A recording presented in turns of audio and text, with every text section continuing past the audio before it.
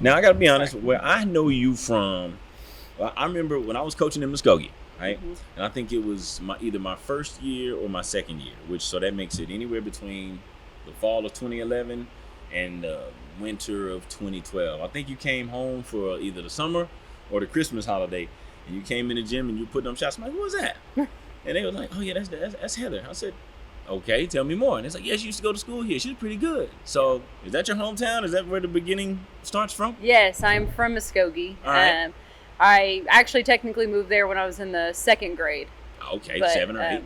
Yeah, so I was pretty young when I moved there, so that's what I claim. I claim Muskogee, from the Gee. Yes, so, right. But yeah, I lived there all through elementary and middle school and high school. That's right. And I talked to one of your former coaches today. Uh-oh. And he, hint, told me, he's like, man, she used to just be flopping. One of the first to ever do it. I said, really? Okay, Coach Hughes, I'm going to let her know that you had a little message for her right there. So you can tell Coach Hughes is always a little hater. Oh, definitely. No, I love Coach Hughes. He was the best, man. But, whenever they value a lot, sometimes you just got to go. You got to go for it. You got to go for it. And you see it looking so prevalent in today's game. Oh, it's terrible. That's why I hate watching the NBA. It's hard, too. It's hard. I hate to sound like that curmudgeon, but I'm getting to that point to where it's like, man. I don't like watching it. Now we're reviewing this again. Like, all right.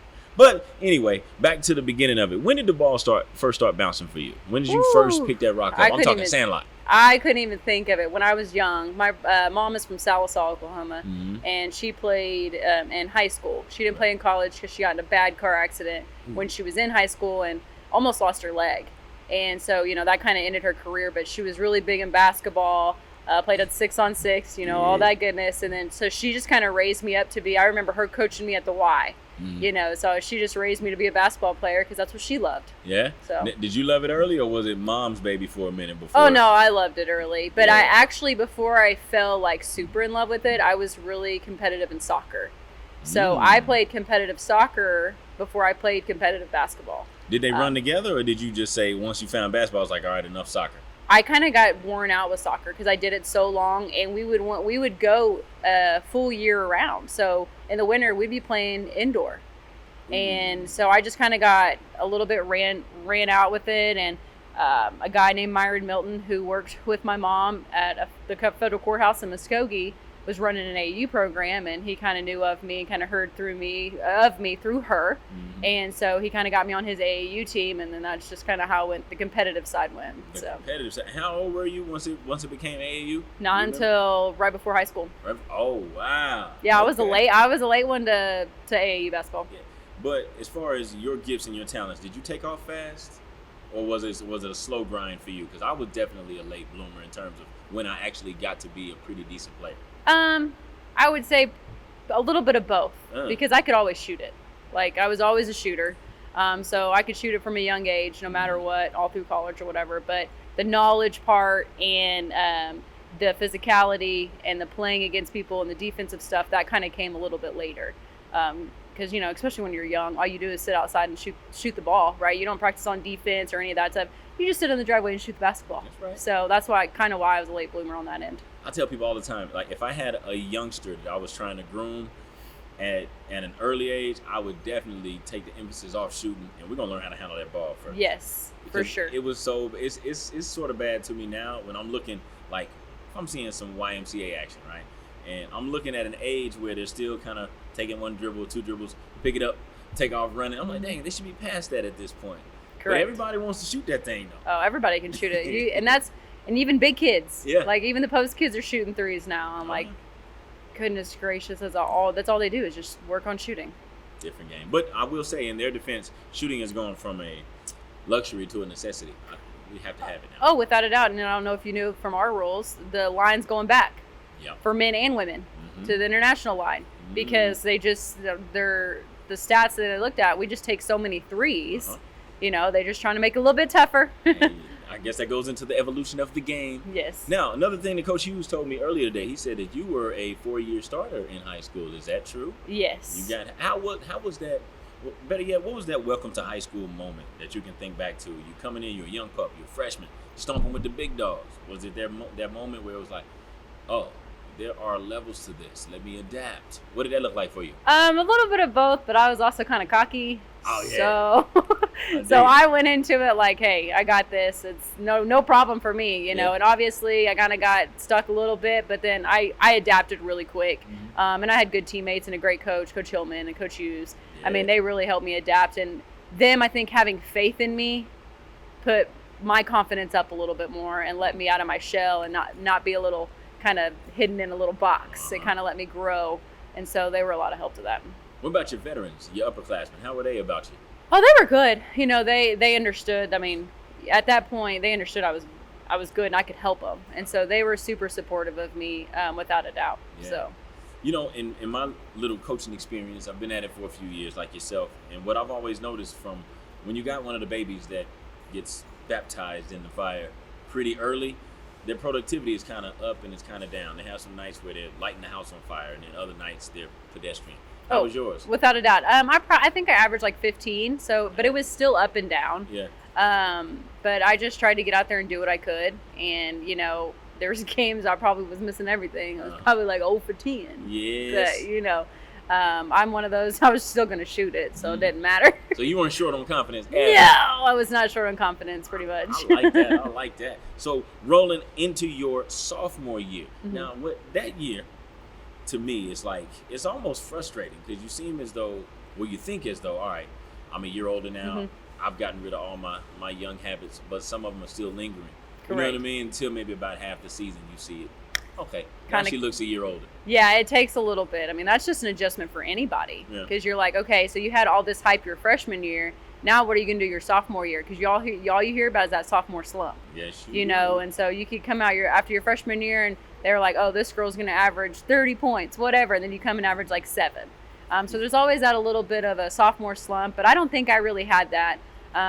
We lost several seniors that year, I believe, so my freshman year. Right. And so I kind of was like put in, like I was the starter that had still there and had that experience. So I kind of had to grow up really fast on that. So it sounds like it put you in sort of a leadership role by default, if for no other reason. Yes. How would you handle it? How did you handle that?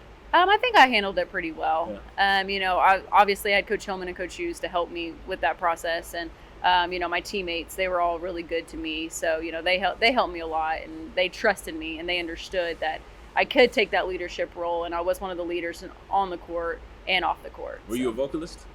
Oh, yeah. Hey, I love it. I love it. Yeah, they couldn't get me to shut up a lot.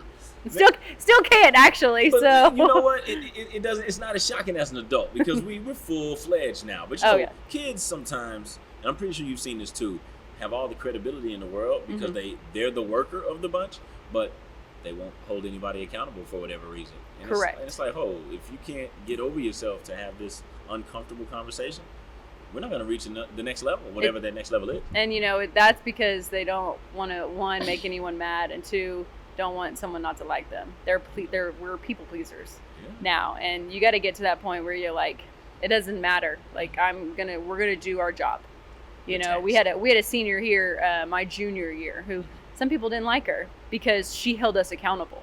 But that was her job. She didn't care if we didn't like her or whatever. You know, I loved her because I liked that. But, you know, but people didn't like the being held accountable, kind of the bitchy phase. Oh, yeah. You know, and so that's one of those things that you just got to kind of, if you're a good leader, you just got to grab a hold of that and go for it. Now, when it comes to the word leadership, I think it's sort of broad. In your opinion, as a coach now, does your best player have to be your leader? No. No? I do not think so. Good. I think it's good for them to be a pretty good leader, but it does not have to be your only and main leader. You know, some people, I think your big leader has to be your point guard, right? Because 1, they have to know what everyone's doing. They're the ones calling the plays. They're an extension of us out there on the court. So I think, you know, and that's one thing that we try to work with our point guards is being more vocal, being louder. Because we have 2 point guards right now. They are quiet on the court. You know what I mean? And so we've brought them out, you know, but that's just something they have to learn. And so that's why I don't think your best player necessarily has to be your leader, which they can be. But It doesn't have to be that way.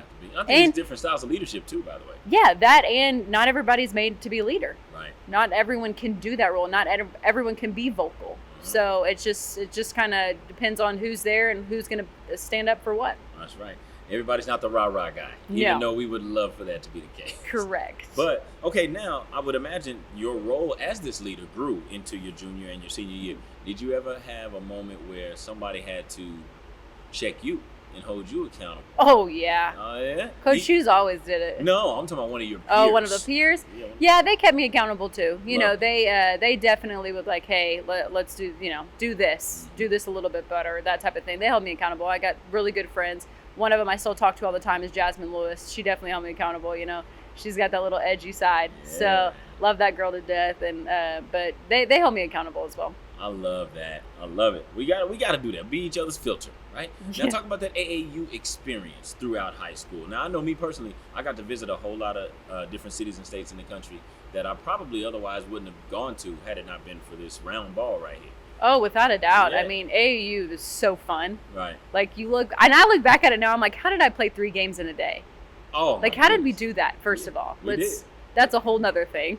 And had the energy, and then stayed up and ate whatever we wanted, and stayed up and didn't sleep much, and then went and did it again. The whole day, the next day. I don't know how I did that. I can not do that at all. But eating a bunch of junk too. Yes, just doing whatever we wanted to do. But I loved it. I mean, we traveled. I played for a team called Oklahoma Magic, and there's not really anybody that does it anymore because the head guy, Myron Milton, he passed away in 2012. And then Chuck Cobbins, he's now with another AAU program. So Oklahoma Magic's kind of non-existent. But I absolutely loved it. We went everywhere, to Memphis, to New Orleans, to Atlanta. I mean, we were everywhere. And I remember this one trip we took, and we were gone for almost 2 weeks straight because we went to 3 different tournaments. We went all the way down to like New Orleans or something like that. Then started just coming across to Texas, and we made a whole trip out of it, and just being 2 weeks. And and the same thing with these kids now. These are their vacations. That's right. That's their vacations. We didn't take family vacation. AAU is family vacation. Yeah, everybody, y'all just go.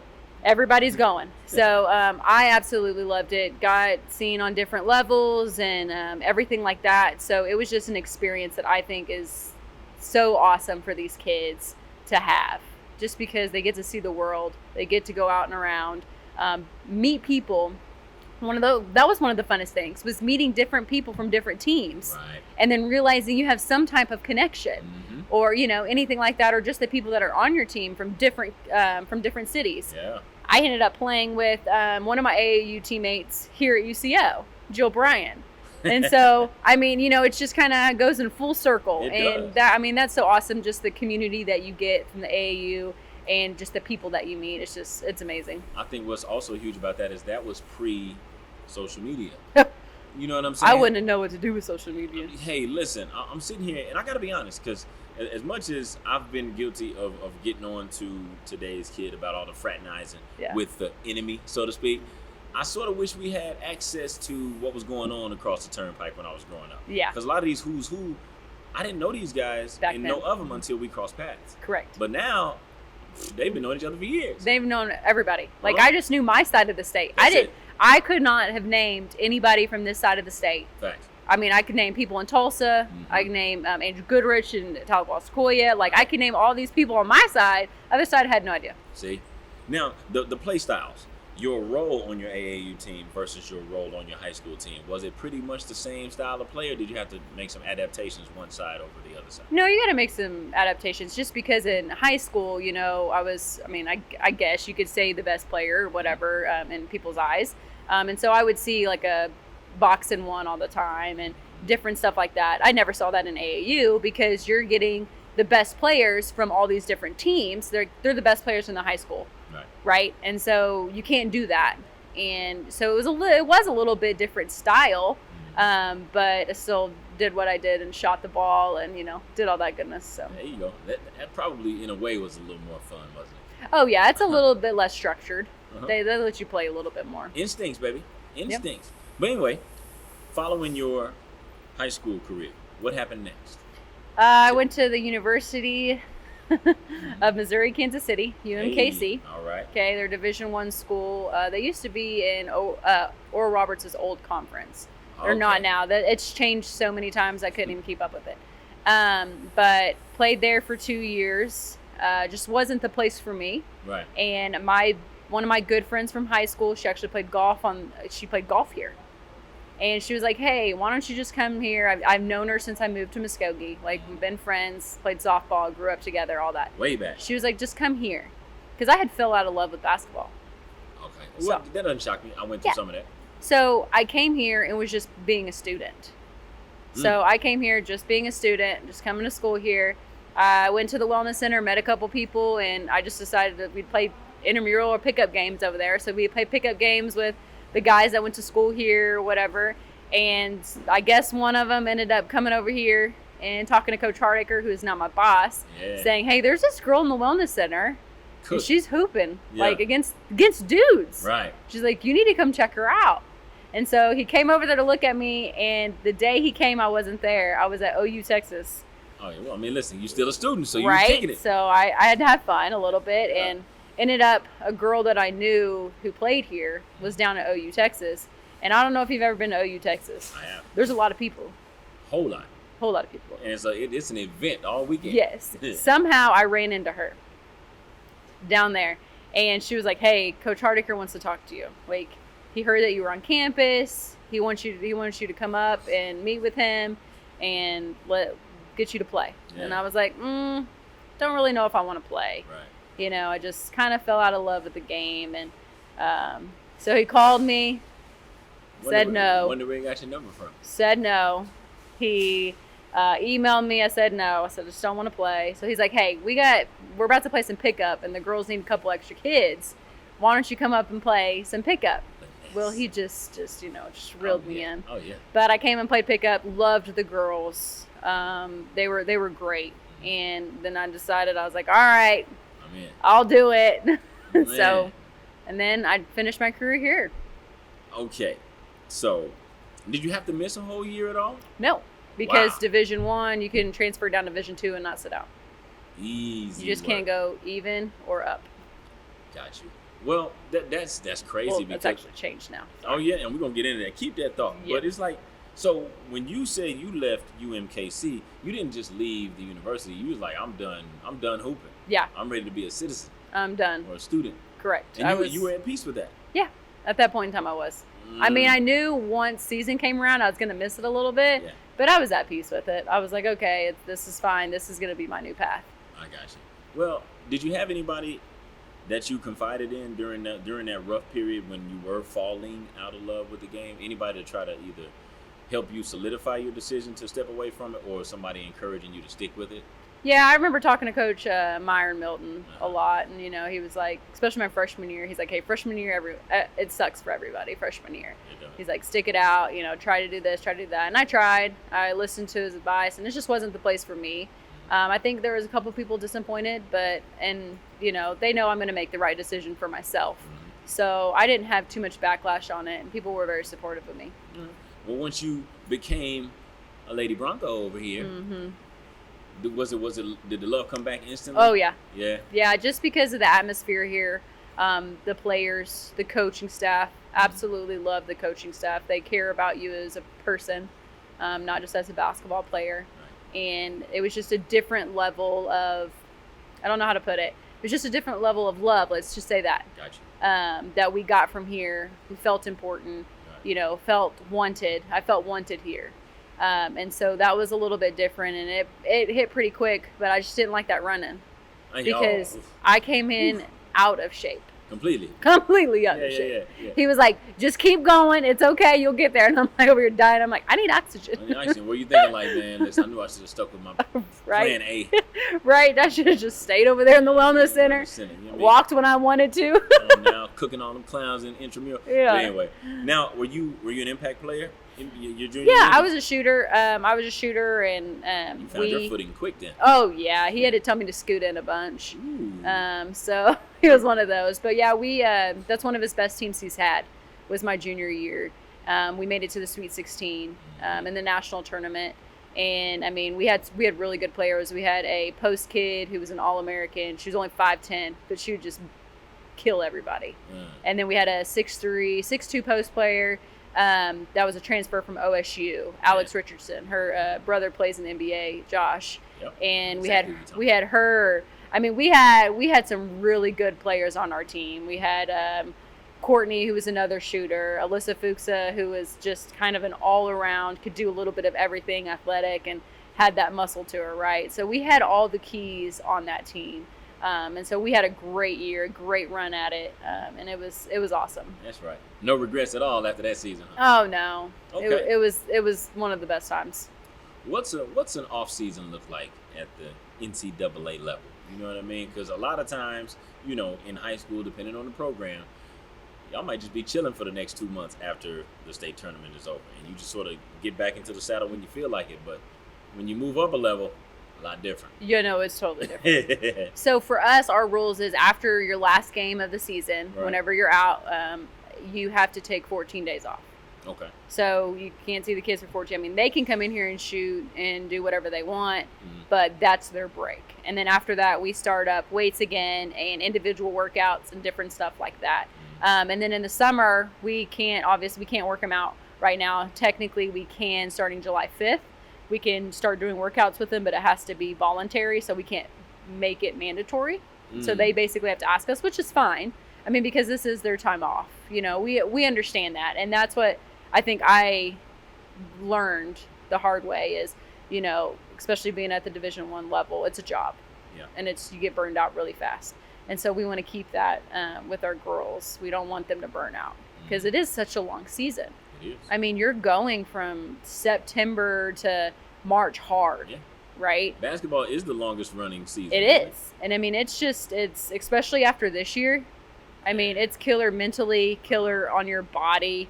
And so they do pick up about 2 times a week up here or with a couple other colleges if they want. And so they do weightlifting. There's some of them that still do weightlifting with the coaches or the strength coach. So it just kind of depends on, a lot of people stay here, but they don't have to stay here, you know. So we kind of trust them that they're doing what they need to do, because obviously when they get back, it's going to show. Oh, yeah. And they're, you know what I mean, they're already starting to build that pecking order. That's right. So they're already going to be behind. And people learn that really fast. Since you took me there, did you always know you wanted to coach? No. How did it happen? I have no idea. Yeah, see, it just keeps, you keep trying to run from it. It just keeps coming. I'm telling you. See, so that happens, and Right. then I graduate. I was actually a criminal justice major here. My end goal was to be a U.S. Marshal, and I can see it. And to go federal, you have to have a master's, basically, pretty much. And so he was like, "Well, why don't you become the graduate assistant? I'll pay for your master's, and you can help us coach." And I was like, "Perfect." I was like, "Gets paid for, whatever. I'll do it." I didn't know if I had the patience for it, though. And I just kind of learned to love that side of basketball, because I was always really smart. I knew where everybody needed to be. I knew what you needed to do, new adjustments, that type of thing. So it wasn't that I was worried about. It was the patience part and the teaching, because, I mean, that takes a little bit to learn, is the teaching part, honestly. But once I had my first year under my belt, I was like, I could maybe do this. Yeah. Right? And then halfway through my second year, we knew our assistant coach was going to have to leave. And so at that point, basically the assistant and then Coach Hardacre groomed me that second semester to take that position and that assistant coach position, and they can't get rid of me. That's right. So this will be, I just finished my 7th season as a full-time assistant. And then 2 as a GA. So 1 more year and I'll be here 10 years technically as an assistant. Oh, that's called skin in the game. Yeah. There. But I can remember 2 struggles that I had personally when I started coaching, right? I'm 22 years old. So number 1, I'm thinking, all right, how do I communicate with these kids that are pretty much in the same generation as me? Mm-hmm. Now I know I can't come in with the iron fist, no credibility. And I'm like, and once I started instructing, certain things I would get frustrated with, because I'm like, all right, well, this came so naturally to me. Why are you struggling with it? Mm-hmm. You know what I mean? Do you ever go through any of those challenges early on? Oh, without a doubt. Yeah. My first 2 years as a GA, I didn't know what to do, where to be, what to say. Yeah. Because I played with most of those girls. right? So I'm not only now their kind of a coach, I was their friend, right? And so I had to find that fine line, and it took me probably my GA years to figure that out. So I didn't really get a hold of it until I was the assistant. And that still was a little bit tough because I was the GA, so it's not the same as a coach technically, right? And they know the pecking order. Correct. And so that was definitely an adjustment for them and for myself of figuring that out. And oh my gosh, it still bugs me to this day on some stuff. I'm like, how do you make that mistake over and over again? I'm like, because I wouldn't have done that. Never. And so it's just one of those things. But you know how we always say, oh, basketball is not as good now, or you know what I mean? We always try to compare generations, but it's just so different. It is. And so that's what you kind of have to understand as a coach, that this is a different generation. Even in just coaching them, how you approach kids, how you talk to kids is different than you would talk to them 5 years ago, right? And so you just kind of have to keep growing with those generations and figuring it out, and that's how you're going to be sustainable as a coach. Can you remember a moment or some of those moments where you had to, turn the volume up a notch and get a little uncomfortable with some of them? Oh yeah. Oh yeah. Did it take much to get you there? No, don't take me much to get there. They know how we have was Coach Hardacre's the dad, I'm the mom. Right. The dad always yells, right? And I'm the one that, is like, hey, it's all right, he's just having a bad day. Good cop. But when mama gets mad. Because it don't happen all the time. Doesn't happen all the time. So we know something's going on. Like, all right, let's get our crap together. Yeah. Mama's mad. Let's figure out what we got going. Oh, yeah. But, I love my girls, and they understand my personality. And sometimes I can be quick to it, but they know it's from the heart. It's nothing, I'm not just picking on somebody, and it's all to make them better. It serves a purpose. Okay, now with your title changing, I would imagine that your role changes as well. So what's a normal day on the job for Heather Davis?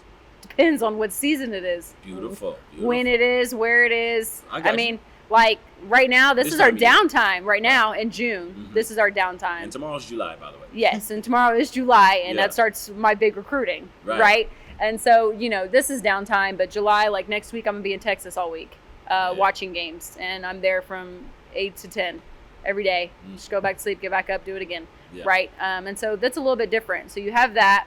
And then when school starts, it's more of getting people managed in classes, making sure they know where their classes are, and starting weights and starting individuals, individual work. So you can do a lot of that. But then when season happens, it's the scouting. So I do a lot of the scouting. I do all the clips and everything like that.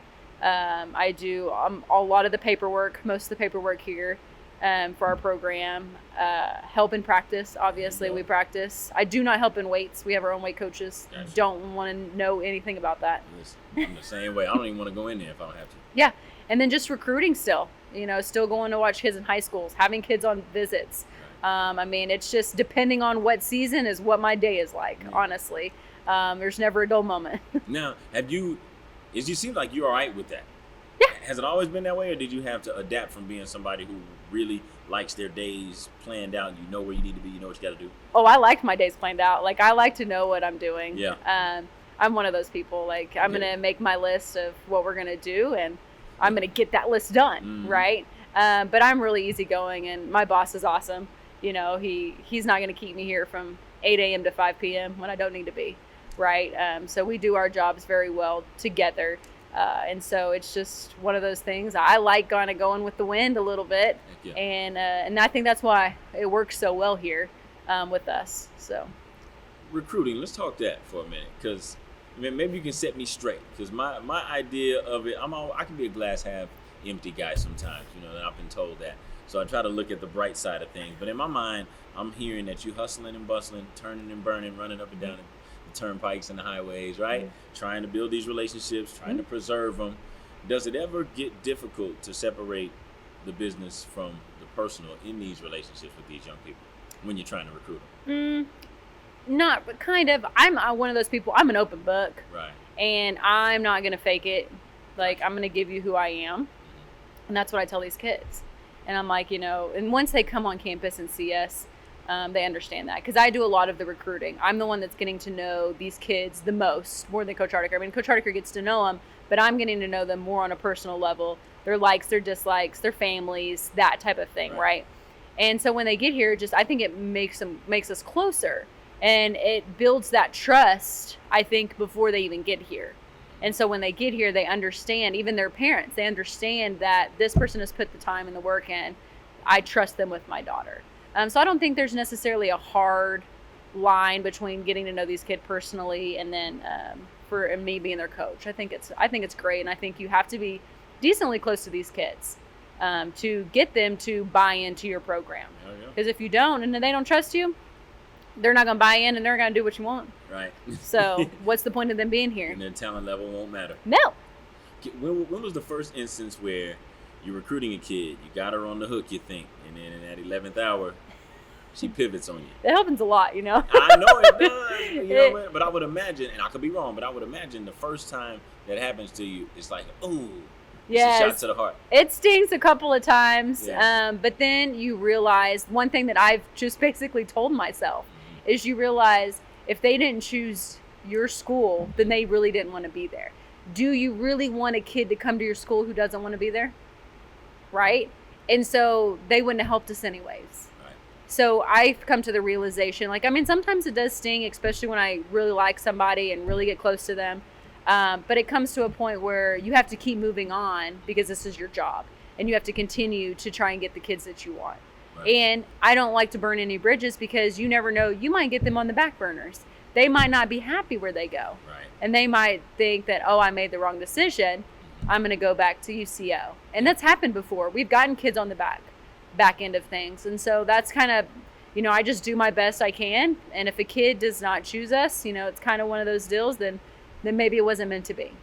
You actually had answered my next question. I was wondering, I was like, okay, so is that the end of the dialogue and the contact with that kid? And I suppose the answer to that is no. Well, technically, yes. Mm-hmm. So whenever someone commits somewhere else, right. I always, awesome, wish you the best of luck, let us know if you need anything. Mm-hmm. But then after that, you can't contact them where you're not supposed to contact them, especially after they sign, right? So then they become a non-recruitable kid because they're already signed with an individual.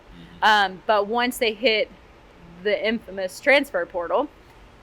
I'm so sick of hearing that word, but I got those two words rather. Yes, the transfer portal, then you can contact them again, mm-hmm. right? But during that time, you kind of got to shut that off. You can check in. We look up people's stats all the time. I wonder how she's doing. Oh, is she playing? That type of thing, just to kind of get prepared for potential back-end kids. I heard a coach. She just stepped away, but she was coaching at the college level at least a year ago. And we were talking, and she said something to me that I don't necessarily agree with because I think she was taking the business a little personally. And she was speaking in reference to a certain recruit that she thought she had on the hook, and she ended up going another way.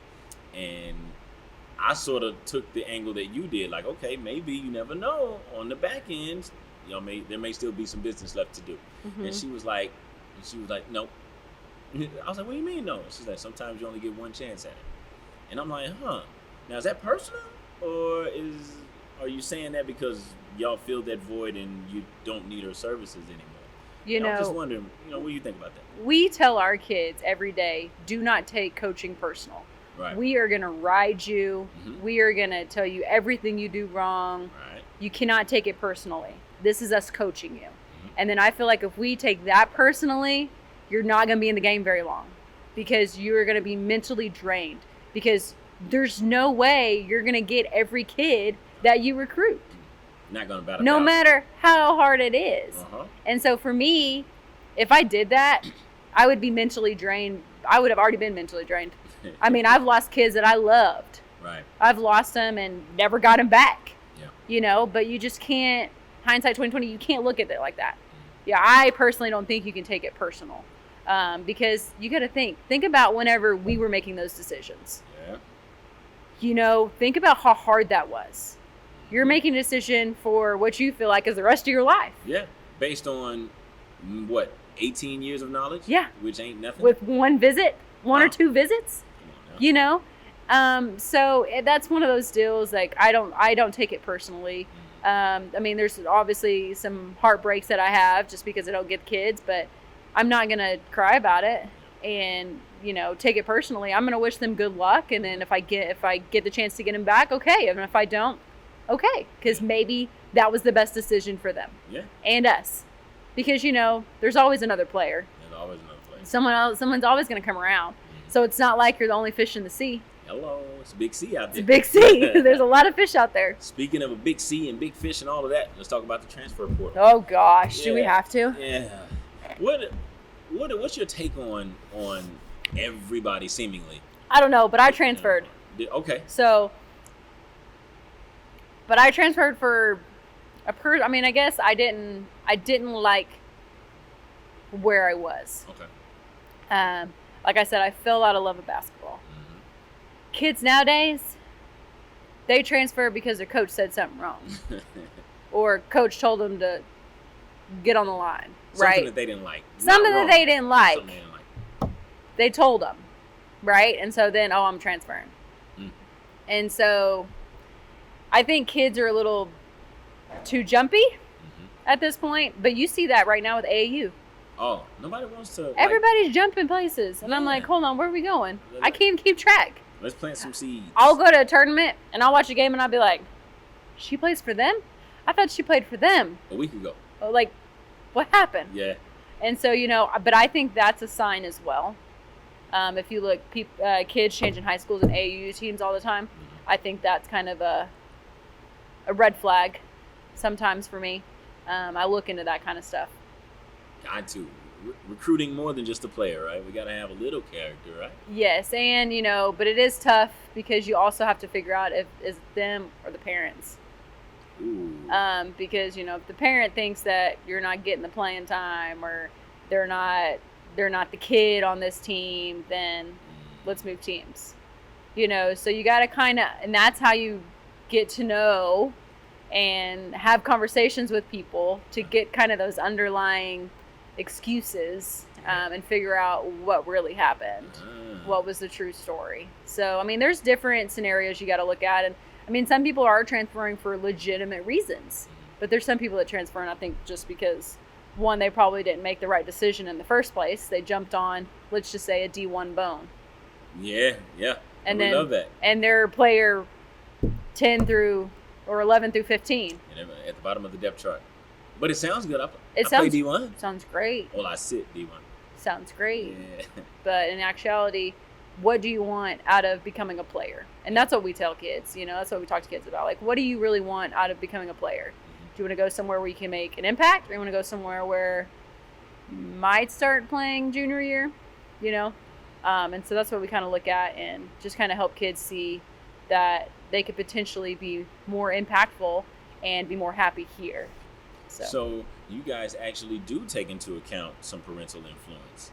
Recruiting. Without a doubt. I hear everything. Yeah. Recruiting. But always I pay attention. And I'm pretty sure you should. Hey, you know a hell of a lot better than me. But I'm like, when they get on campus, and this is the sermon that I preach to my boys, my high school boys, I'm like, listen, your mommies and daddies have zero influence once you get on campus, wherever you go. Yeah. You know what I mean? They can't even get your academic information anymore, big dog. You're a big boy. Mm-hmm. You know what I mean? So have you dealt with any parental issues at the college level for real since you've been coaching? There's been a few. Wow. What does that even look like? They try to just call you and say, hey, put such and such in the game. Yeah, parents do a lot of things for their children. Yeah, bless them. And, at some point in time, they have to learn that child's got to learn on their own and fight their own battles. And they're wanting to fight their battles. Yeah. And so, and that's just something that comes with coaching. Obviously, high school coaches deal with it a lot more than us, which I'm thankful I don't have to do that. But we have had a few parents that feel like overstepped a little bit. And, you just got to kind of deal with it the best way that we can at that point in time and just keep on moving. Prepare the child for the path, not the path for the child. That's really real. All right. Hobbies. What do you do outside of anything sports related when you can find time to? How do you decompress? My dog. And I see that all over the snap. Mm-hmm. So yeah, that's all I do is snap my dog. Y'all are tight. My dog is my decompressor. We walk every day. And I love my walks. Like, she was sick a few months ago and she couldn't do any like strenuous activity. And I was like in a depression myself because I couldn't walk with her. Like, you know what I mean? And How so long was she down? She was down about 3 months. And so I was like, wait, what are we doing? Like, I was in a depression. Right. But that girl, man, every time I go home, she's happy to see me, and I love her to death and take her for a walk every day, like I said. But other than that, you know, just hanging out with my friends, just kind of getting away from basketball. And try not to think about it, or family.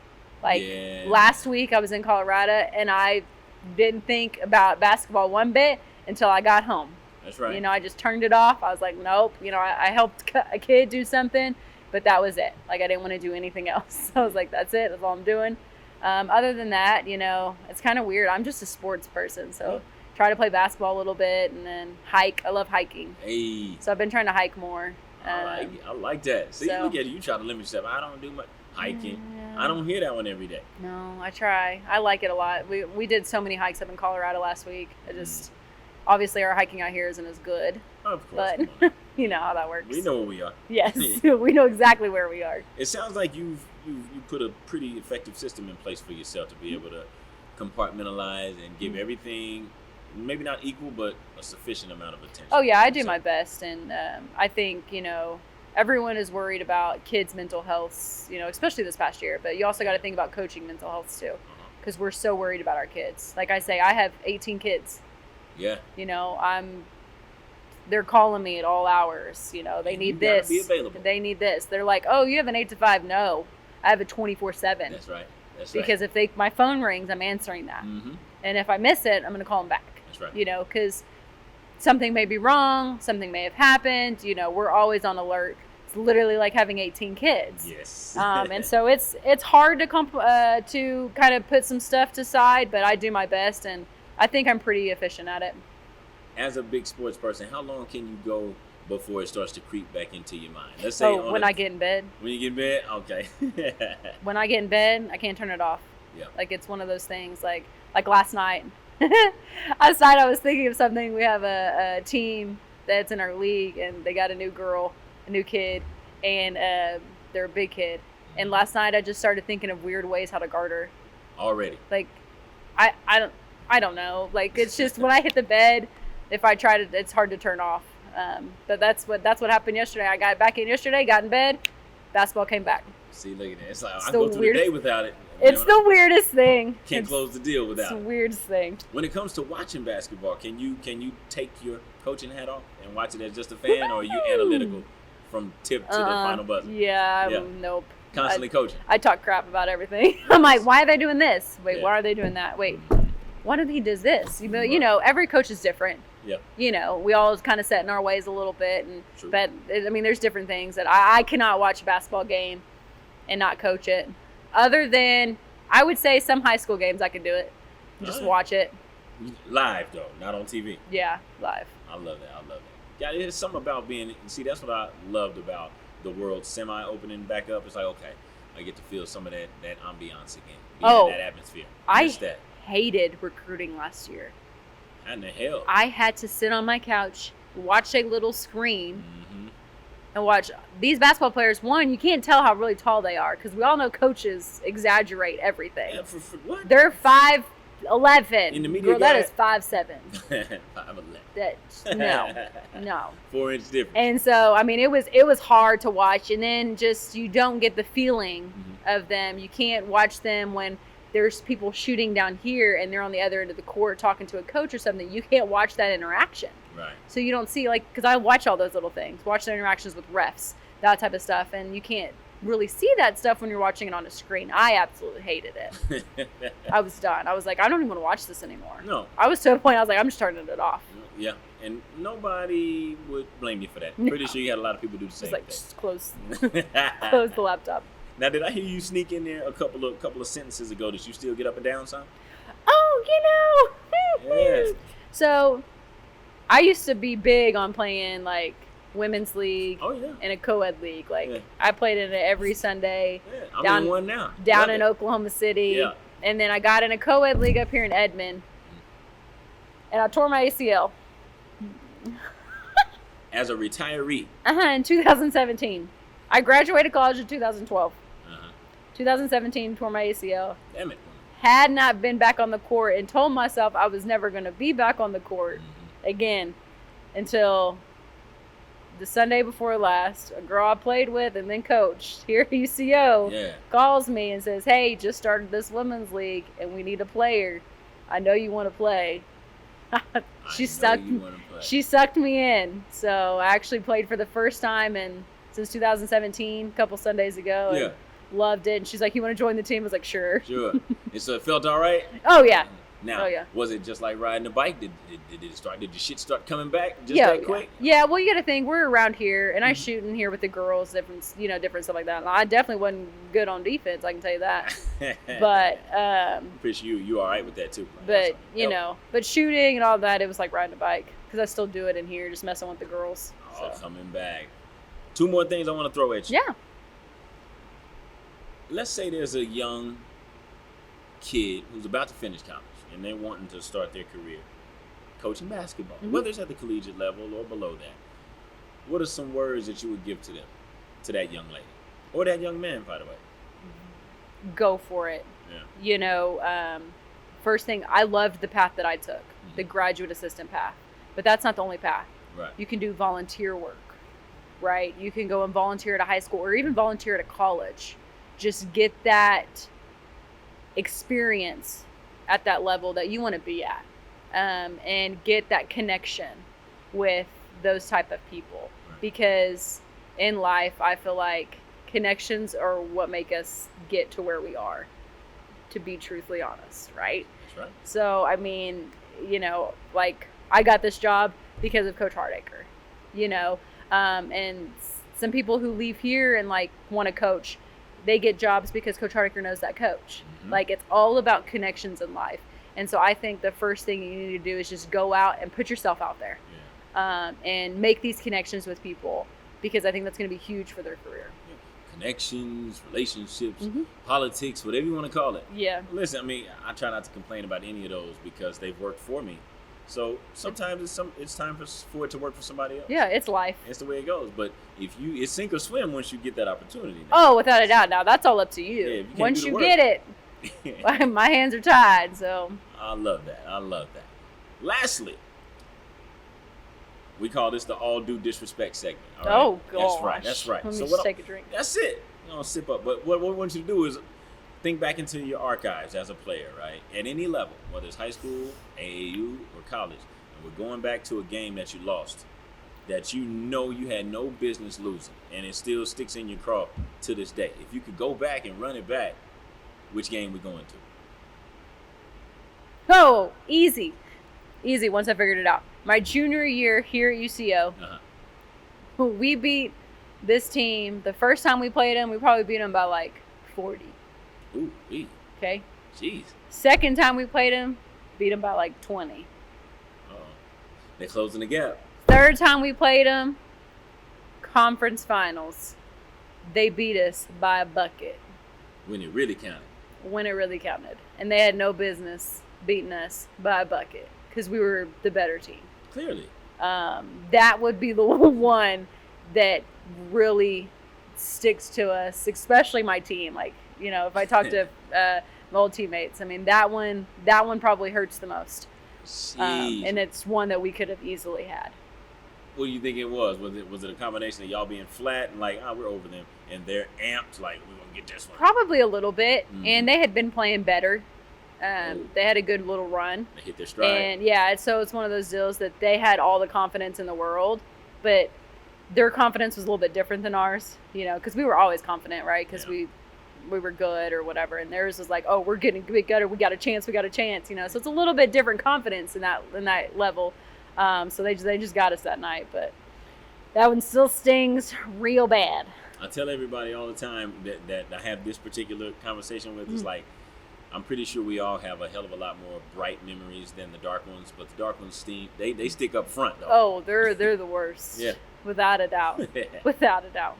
Well, Coach, I've enjoyed this. First time we ever had a real conversation, and it's been a good one. So I wish you well moving forward, and I will catch you down the road. Awesome. Thank you. Thank you.